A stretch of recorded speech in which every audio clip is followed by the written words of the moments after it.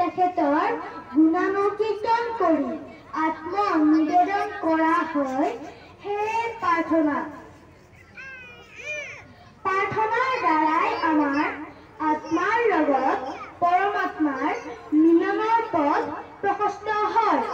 মই প্ৰাৰ্থনা কৰি এই কাৰণেই ভাল পাওঁ যে প্ৰাৰ্থনাই আমাৰ উন্নতি সাধন কৰি জীৱনটো মহান কৰি তোলে।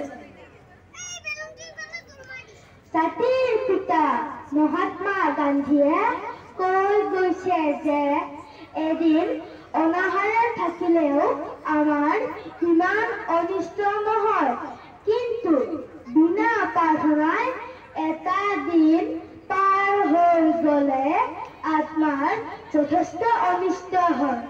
দস্যু ৰত্নাকৰে ৰাম উচ্চাৰণ কৰি মহাকবি বাল্মীকিৰ আখ্যা পাইছিল।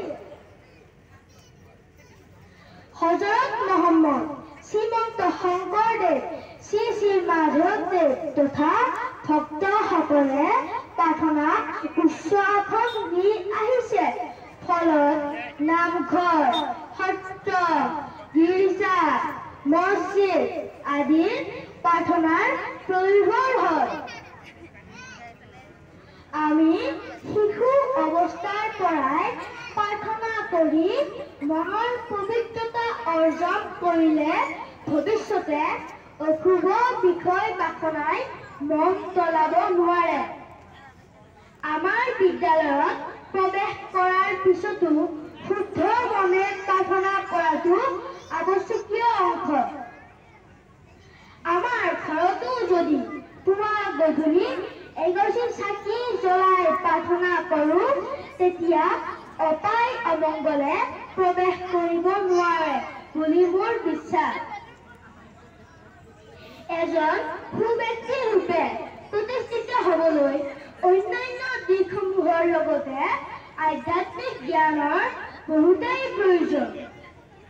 গতিকে মই ভাবো আমি শিশু অৱস্থাৰ পৰাই প্ৰভু ভগৱন্তৰ শ্ৰীচৰণত প্ৰণিপাত জনাই আমাৰ জীৱনটো ধন্য কৰি তুলিব পাৰো।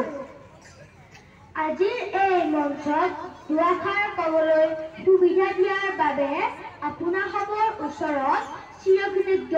শেষত মাধৱদেৱৰ এটি ঘোষাৰে মই মোৰ বক্তব্যৰ সামৰণি মাৰিছো। কৃষ্ণ। শ্ৰীমন্ত শংকৰ হৰি ভকতৰ জানা যেন কল্প